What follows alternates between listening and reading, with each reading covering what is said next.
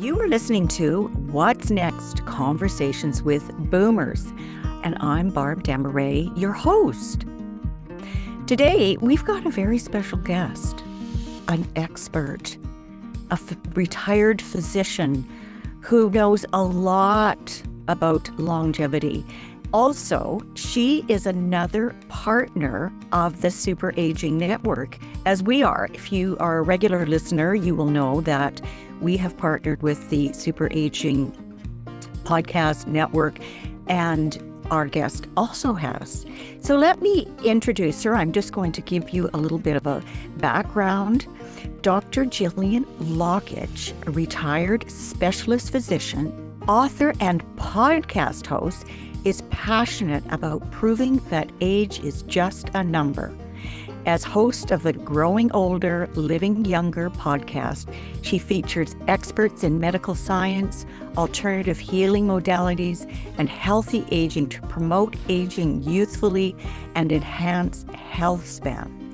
After life-saving emergency spinal surgery, her passionate drive to once again dance sparked a deep dive into the power of epigenetics to transform aging. As described in her book, Growing Older, Living Younger, The Science of Aging Gracefully and the Art of Retiring Comfortably, her personal roadmap for aging youthfully became the foundation of the Growing Older, Living Younger project. Now at 80, she helps others extend their health span, not lifespan, health span. Dr. Gillian Lockitch, welcome to the podcast. Well, thank you, Barb. I'm delighted to be here, and I'm actually really honored that you've asked me to come and have a conversation with you. And I just want to say a couple of really funny things. First of all, I'm not really a boomer. I discovered that because I was born in 1945, I actually belong to the generation before that. And also, the other thing that's happened with age is I don't consider myself an expert anymore. I'm a new learner. So I'm happy to be able to talk about what my discoveries are and how I'm still on a path of learning at 80. Fantastic. Hey, Gillian. Yes. Every once in a while, we let the non-boomers kind of sneak in. Yeah, I just made it. You just made it. Yeah, because we've had people that aren't quite boomers, and we've had people that are older than boomers. So, yeah, we try and be flexible. So, now, what I asked Gillian when we were preparing for this podcast is, because of the book she's written and her interests, to give us what she considers the top 5 strategies for healthy aging and health span. I love how that word is used now versus lifespan. You know, I mean, do we want to live to 102 if we're tied up, hooked up to tubes and can't talk, can't walk, can't do anything? We want to be healthy. Right. Yeah. So, okay. So start number 1. What are you suggesting? So the first one I think that's really probably the key to everything is the importance of understanding your mindset and the power of belief. I truly believe with almost anything, if you believe that you can do something, you can do it. If you believe that you can't, you won't. Yeah, mindset is huge. And I'm going to illustrate that with, I hope you're okay if this talk gets really personal. And I'm probably going to share things that maybe, are really very, very personal to me. So, hey, Gillian, we get personal here, I'm telling you. So basically, I celebrated my 80th birthday last month, turned 80. Happy birthday belated to you. Thank you. And as I had sort of thought about it in advance, I had so many goals that I wanted to achieve by 80. One was to do with my dancing, and either I was going to do a competition, which I hadn't done for probably 10 years, or I was going to just do a medal test, which is where they evaluate where you place or how you are achieving different levels of ballroom dancing. And is that what you do, ballroom dancing? that's been my passion and my Oh, hobby. gosh. That rescued me from when I retired from medicine, was becoming a ballroom dancer and doing my dance crews. And that was, in fact, the motivation that after I had my spinal injury and my spinal surgery, what prevented me from just lapsing into, oh my gosh, I'm done kind of thing, and stimulated me to get back to being, a vibrant, youthful ballroom dancer, was wanting to go on a dance cruise at the 10 months after my surgery. So that's And did you do it? And I did it, yes. Wow. And it was during the course of that, I sort of described that in the chapter in my book, which I think I called something like Spinal Surgery to Samba Queen, because it was the drive to be able to dance 10 months later that really got me into looking into epigenetics and really understanding how one could reverse the ill effects of aging. So essentially what happened was everything was sort of going along well. And I had for a long time had intermittent atrial fibrillation, which I hadn't really thought about. And, when I felt an episode coming in, I could take some stuff I thought that would stop it. But in January, it became persistent. And this was something that I really hadn't anticipated. And as a result of all of that, I was unable to dance. I became very tired, very short of breath. And the first major impact that I believe it had on me was on my mental reaction to it. It was like all of a sudden, all my beliefs about the power of being able to age well were, just thrown out of the window, so to speak. And I became incredibly withdrawn and depressed and really didn't want to see anybody. And so resilience and the ability to not react to adverse things, because none of us know when we're going to hit by a car or we're going to fall or something like that, but to understand that we do have the mental power to reframe our thoughts about it and to do something. So that was when I really started thinking a lot about the power of mindset. Some of the people that I interviewed for my podcast introduced the concept of quantum healing to me. So I started looking into quantum healing and frequencies and really began a process of introducing myself to meditation. I'd always been too busy. I don't have time to sit around and try and empty my mind as I thought one had to. I'm just going to interrupt you for a moment, Gillian, because I've heard people that say they don't have time to meditate are the people that really need to meditate. Yeah, I totally agree, as I've now discovered. Another thing in the process of aging well, maturing, is being open. And a really good friend of mine who was a nurse who believed in this sort of whole therapeutic touch, or I guess Reiki, those kinds of things. And I'd always been a little bit yeah, until I understood that the power of our thoughts had basically an epigenetic effect that could change our hormones, it could change everything, change our mood, etc. So that was an important discovery to me. And so I started looking into who were the people that I liked to listen to or who I responded to well, and started meditating. And quite honestly, it's made a big difference. So again, the importance of mindset. But the other aspect is not to fear reaching out or asking for help. And what was happening as I was sort of in the wallowing in sort of sadness and depression about not being able to dance and not feeling 80, but, not feeling 60 as I was before, but 80 kind of thing. A friend reached out to me and said, your 80th birthday is coming up and I'd like to get our group of sassies. We had a group of women, about 8 of us, that had for the longest time got together for dinners and all of those sort of things. And she said, we'd like to have a birthday celebration for you. And my immediate response was, no, I don't want to see anybody. I don't want anybody of my friends to see me worried about this not being able to dance and putting on weight and feeling awful. And my daughter encouraged me, and she said, of course, you have to do this. And so that was really the first social thing that I'd allowed myself to attend in literally a couple of months. And it was really important to reach out and accept help.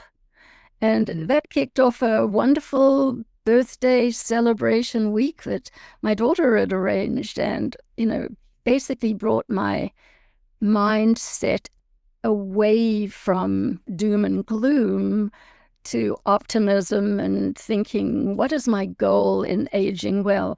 And basically, just turned 80. I want to be at 90 able to be present and happy and supportive for my little 8-year-old grandson's graduation. So I think that's a pretty admirable goal. Yeah, and you will be. I started following this young man, honestly, young, like I think he's 26, and his name is Will. I think his last name is Rossi. He goes around and interviews elderly people, sort of, 65 to 100 plus. And, what's the secret to living this long? What's the secret to a happy marriage? Would you have any regrets, et cetera, et cetera, et cetera. He completely agrees with the mindset thing. And he wears a t-shirt that says mindset. But he's so interested in what these older people say in terms of living well. And yeah, mindset is huge. So let's go on to the second one on your list. I wanted people to be able to understand how lifestyle alone, without all the special technology, through epigenetics can influence aspects of your aging. And one of the things that people get really confused, they say they don't really understand what epigenetics is and what does it mean to regulate your gene expression. And I have what I think is a very simple explanation. Think about what happens when a sperm and an ovum meet and form this single cell. It contains all the genetic material, all the 25,000 or so genes that are contained on our chromosomes. And as it divides, every new cell will also contain that same complete library of genes. And yet, when the cells differentiate, some of them become a liver cell, some will become a bone cell, and the power or the cause that enables them to differentiate into the cells that will actually grow to form various parts of our body is basically that all the genes that are needed to make a liver cell or a bone cell are activated, and the rest of the 25,000 or so odd genes are suppressed. And the regulation of that, the upregulation, the dimming switch activity, or the downregulation is called epigenetics. So I think about that as hardwired epigenetics. It's nothing that we can do, luckily, to change it, or you might get some very strange creatures instead of just cute little babies. Mm-hmm. The other aspect, which is what I think people need to really be aware of, is that there are many, many genes that are concerned in our body's repair, that are concerned in metabolic support, that make the enzymes that regulate our functions, etc. And many of them can be affected by our lifestyle. So that's where things like getting enough sleep, reducing stress, eating the right food, exercise, all of that comes in. And so I think that's probably the second most important thing to mindset, is that understanding that every one of us can do just the simple, basic things. And, we all know what it is: get enough sleep, get enough quality sleep. try and reduce stress and know, where, what, how, and when you should eat, exercise, and most important, communicate, challenge yourself. And so that's probably my second key point, is that doing all of these things can actually, through the power of epigenetic regulation of our metabolism, can help us live well and enhance health span. So just taking stock of our lifestyle sometimes is a start, right? What do I need to change? What is one small thing I can do? Could I exercise for another 5 minutes? Can I go for a 15-minute walk? Yeah, things like that. Like, don't you think, when we're sort of changing up our lifestyle a little bit, our likelihood to achieve success if we do it in baby steps. Do you agree with that, Gillian? Absolutely agree with you. You make small habit changes and implement them and then build on that. So, in my book, I came up with the Growing Older, Living Younger roadmap, which is based on the 7 pillars. The first pillar was really understanding both your sort of ancestral blueprint. What were the conditions that your family were susceptible to, and also your current state of, I don't want to use the word health because as I'm speaking to your listeners, I retired from medicine 20 years ago, so nothing I say needs to be construed as diagnosis, treatment, or anything like that. So yes, I think first of all, understanding where you are and what the propensities are and which of them are amenable to changing at the moment is absolutely number one.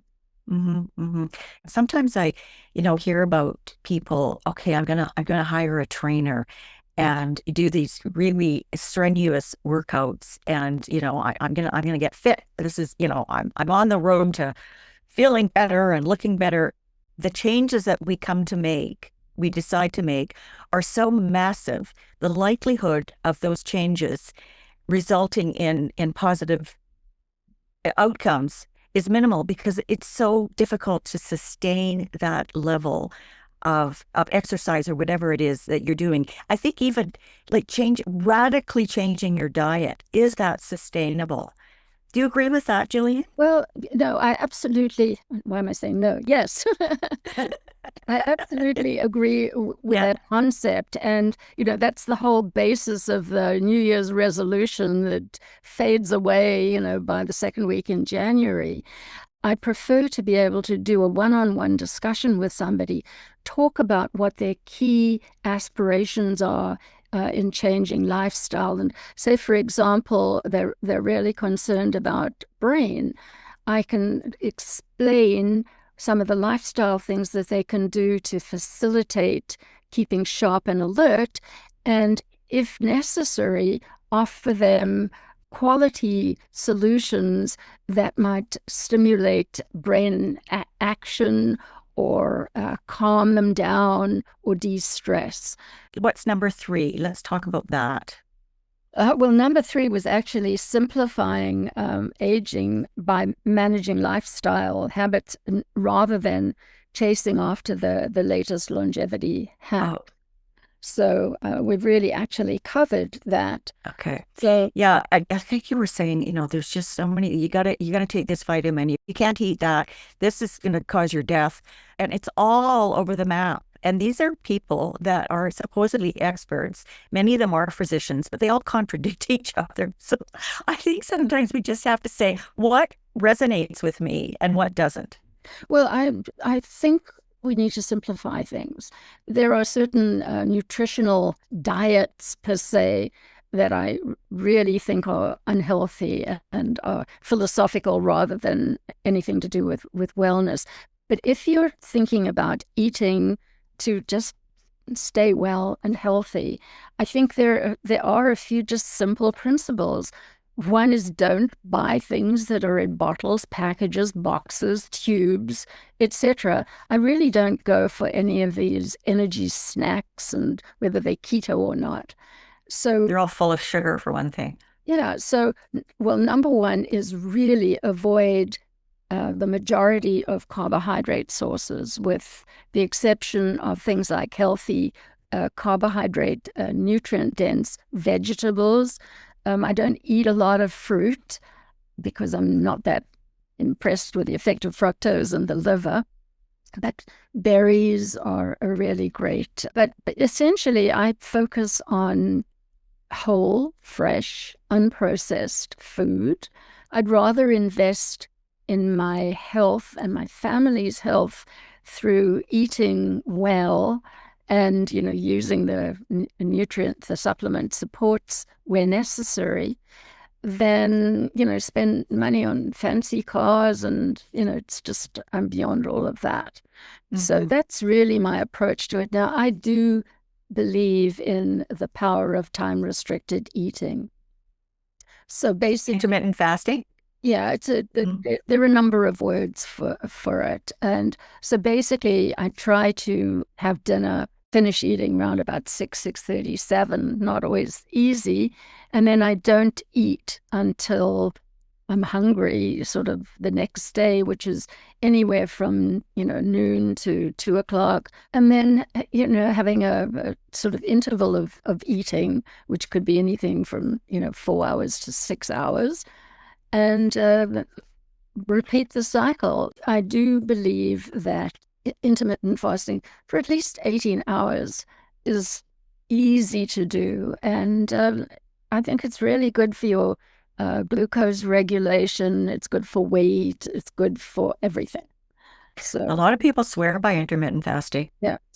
The interesting thing is that it's really a lot easier to do if you are on a low carb, I don't want to say diet, if you eat low carb.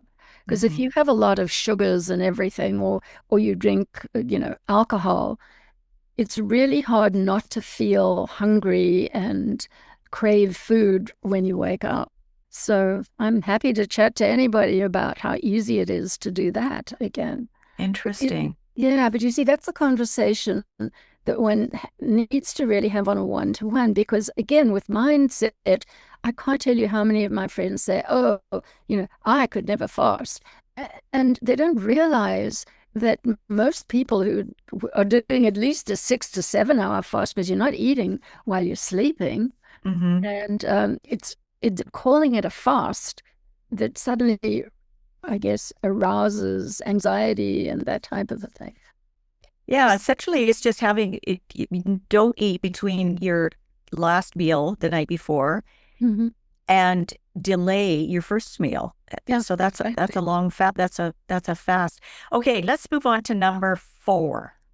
Yeah, so number 4 is, again, absolutely critical, and as I found for myself, and that is realizing that you're not alone. Loneliness is one of the major factors in ill health that has become more and more prominent over the last little while. And I think it was really brought out during that whole abysmal episode with COVID, where we were basically forced to isolate. And people had some really devastating mental effects as a result of that.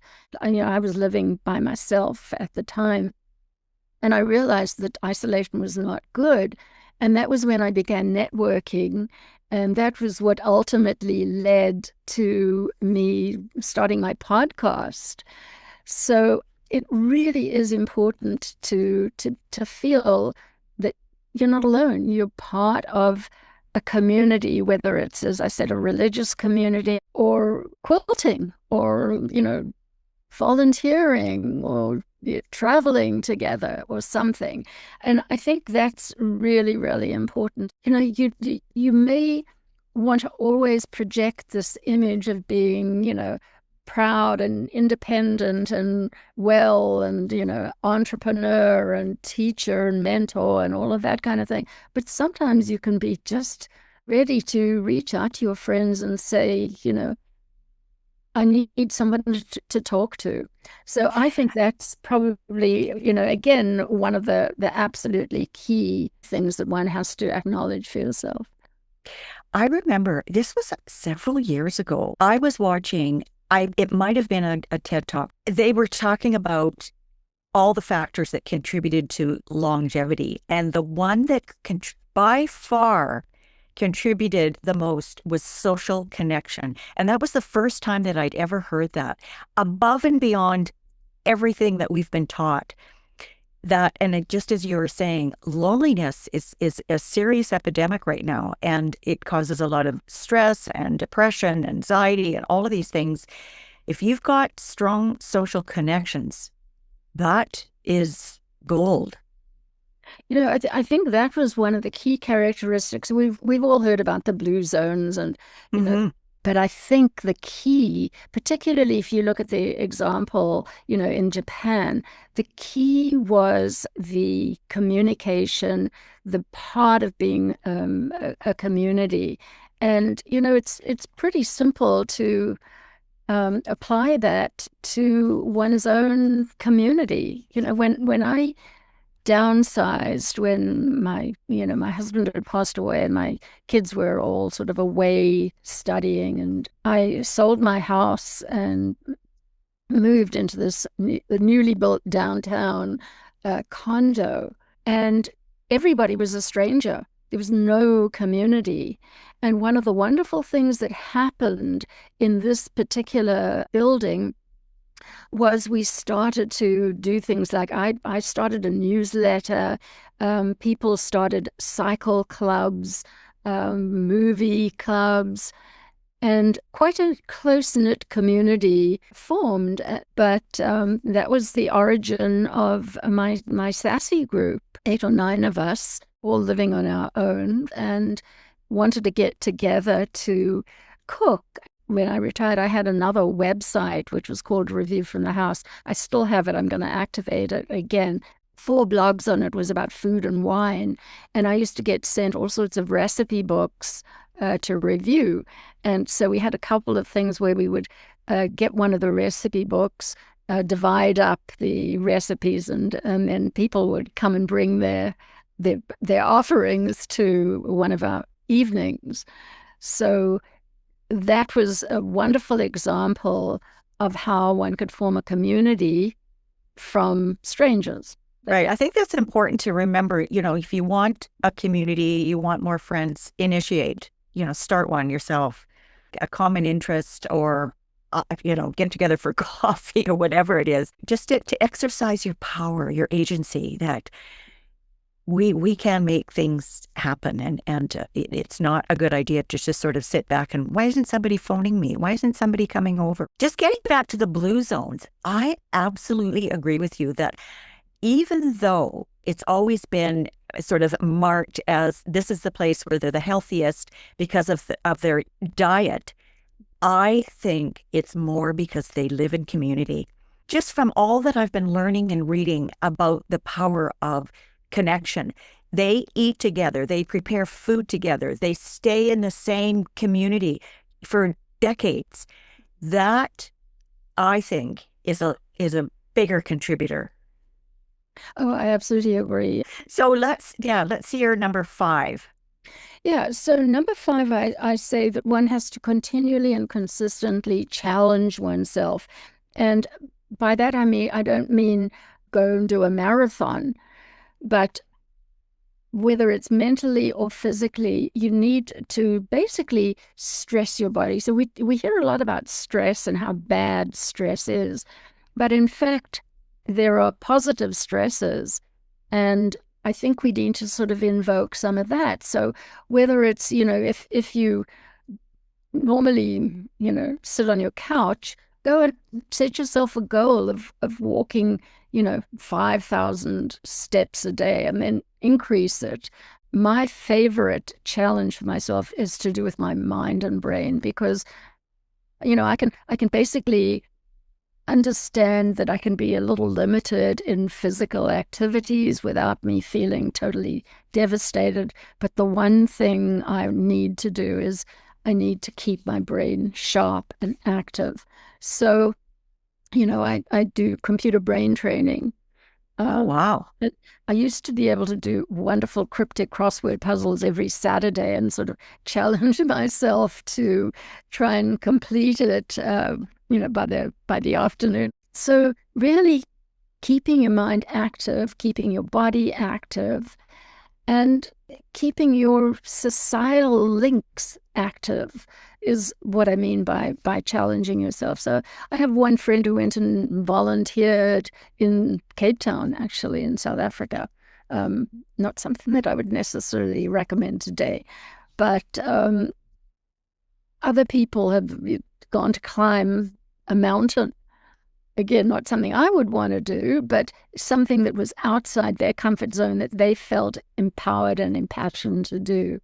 And then just the simple things, make sure you challenge yourself to get a good night's sleep, figure out what to do, challenge yourself to heal your supposed osteoporotic bones through holistic means of, impact, having enough calcium, vitamin D, bone building things.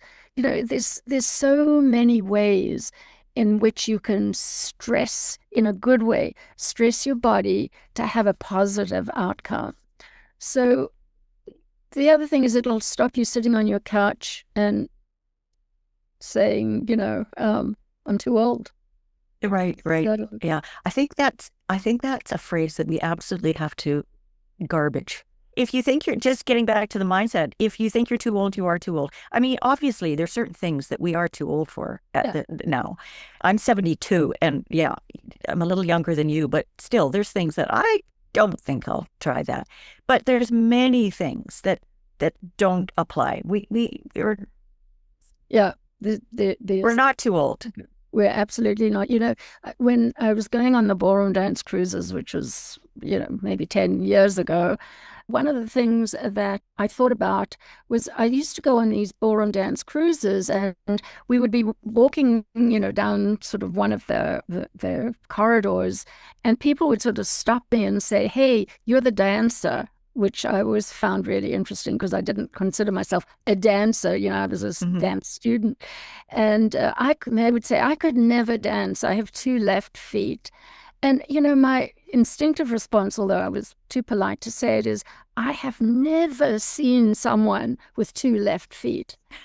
So, it's back to mindset and challenging yourself to do something that's out of your level of comfort. Yeah. Okay, gosh, so much more to talk about. So before we close off, please remind us the name of your podcast, the names of your books and your book titles, and also how people can contact you. Okay. Well, the podcast is called Growing Older, Living Younger. The simple way to reach me is by email, and my email is askdrjill@gmail.com, and that is askdrgill@gmail.com. Right. So it's and Dr. Jill. The book is called Growing Older, Living Younger, The Science of Aging Gracefully and the Art of Retiring Comfortably. But don't expect a whole compendium of science. It started off as 300 pages of science, and it ended up as a much shorter book that is really part memoir, part science, and weaves the science into the stories of every aspect, whether it's nutrition or movement or just looking youthful. Perfect. Okay, Dr. Jill, thank you again for coming. This has been fascinating, and everybody's learned something for sure. Well, thank you. And as I said, I was really delighted and honored that you invited me to talk to you.